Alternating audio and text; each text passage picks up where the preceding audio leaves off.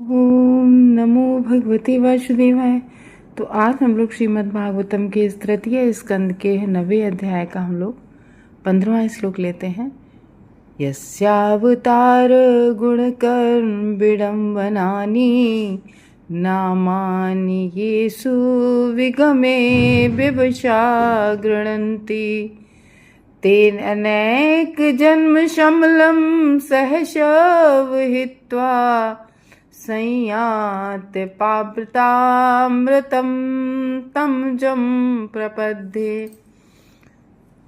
तो इस श्लोक में ब्रह्मा जी कह रहे हैं कि भगवान के बारे में कि वो भगवान जिनके अवतार गुण तथा कर्म सांसारिक मामलों के रहस्यमय अनुकरण है।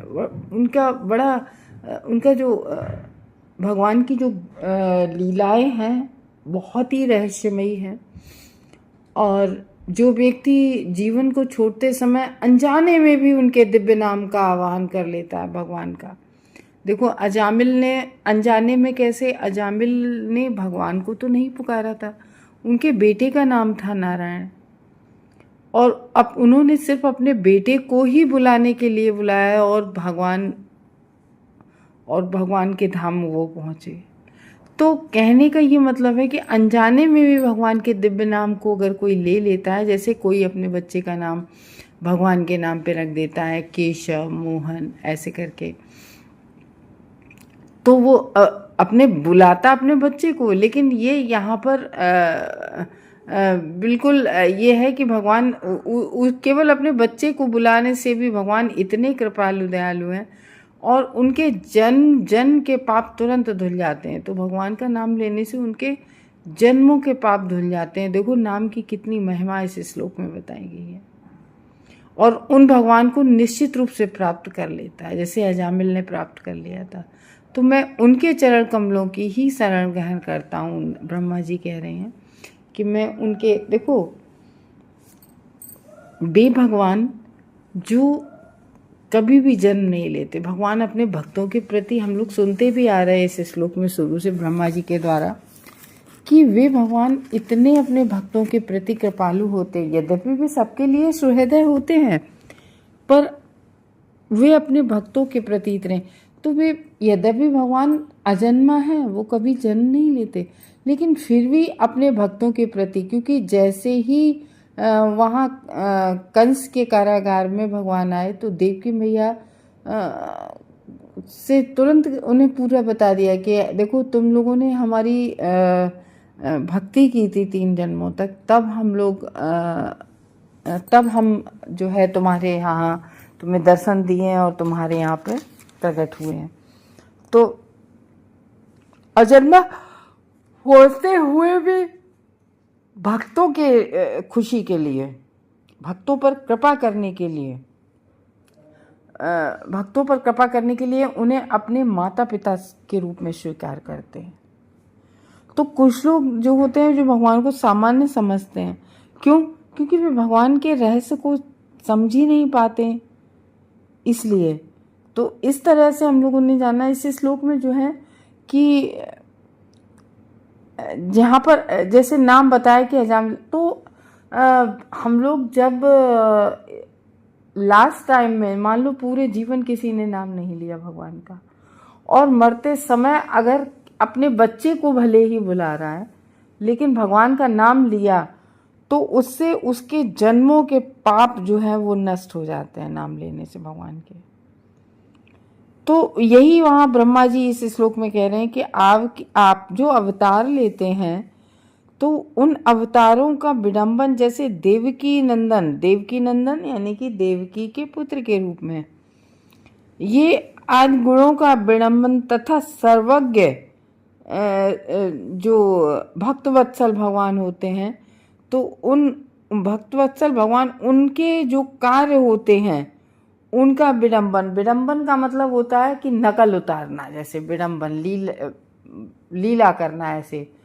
तो जैसे भगवान ने अपने गोवर्धन पर्वत को लिटिल फिंगर पे उठाया था, कंस को मार दिया था, पूतना जो थी, पूतना को भी मार दिया था, जो पूतना छोटे छोटे बच्चों का खून पीती थी, और उसको भी मुक्ति प्रदान कर दी थी भगवान ने, क्योंकि भगवान के हाथों से उसको मारा गया था। तो वो पूतना का भी उद्धार हो गया। तो भगवान इतने दयालु और इतने कृपालु हैं। तो इस तरीके से गोवर्धन और कंस लीलावध इत्यादि का जो विडंबन करने वाले नामों का जो प्रण है, उस समय क्या होते हैं, लोग केवल उच्चारण ही कर ले भगवान के नाम का, तो जो अनेक जन्मों के संचित उनके पाप होते हैं, कई जन्मों से अगर पाप किए भी रहता है व्यक्ति, तो वो भगवान का नाम लेने से तत्क्षण तुरंत ही त्याग देता है। सारे पाप भगवान क्या करते हैं, उनके विनिष्ट कर देते हैं, और सारे पापों को विनिष्ट करके परमात्मा ब्रह्म को प्राप्त कर लेता है। तो ये ब्रह्मा जी इसमें कह रहे हैं कि पूर्ण पुरुषोत्तम जो भगवान है, उनके अवतारों के कार्यकलाप एक प्रकार से उन कार्यों के अनुकरण हैं जो भौतिक जगत में चलते रहते हैं। वे मंच पर अभिनेता के समान हैं। अभिनेता मंच पर राजा के कार्यकलापों की नकल उतारता है, यद्यपि वह सचमुच में राजा नहीं होता है।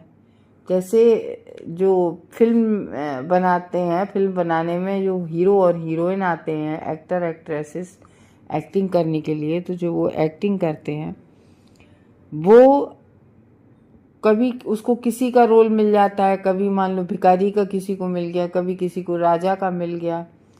तो अगर किसी को वो रोल मिल भी जाए, अच्छा राजा का रोल, तो वास्तविक जीवन में तो वो राजा नहीं हो जाता है, क्योंकि वो तो एक मूवी के लिए प्ले कर रहा है रोल।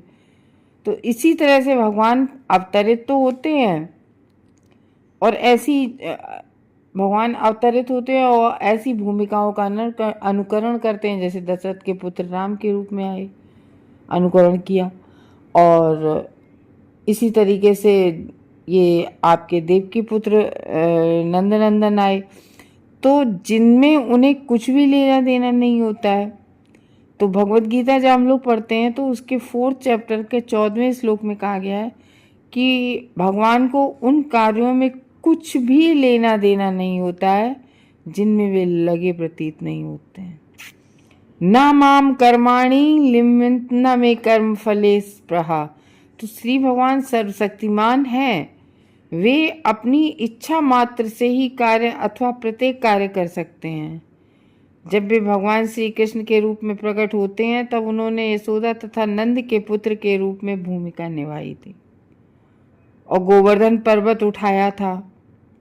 यद्यपि पर्वत उठाना उनका कार्य नहीं था, उसी से भगवत्ता साबित नहीं हो रही थी, लेकिन उन्होंने उठाया किसके लिए? करोड़ों गायों, बछड़ों और अपने मित्रों के बचाव के लिए।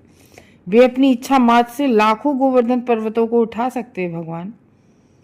उन्हें अपने हाथ से उसे उठाने की आवश्यकता भी नहीं है। एकमात्र केवल अपनी निगाह ऊपर कर दें और वो पर्वत अपने आप हवा में टंग जाएगा।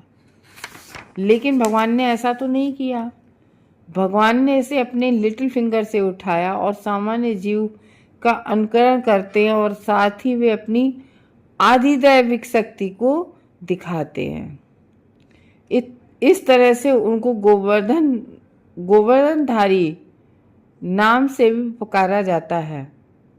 अतः वो भगवान उनके अवतार रूप में कार्य और भक्तों के प्रति उनका पक्षपात अनुकरण मात्र है।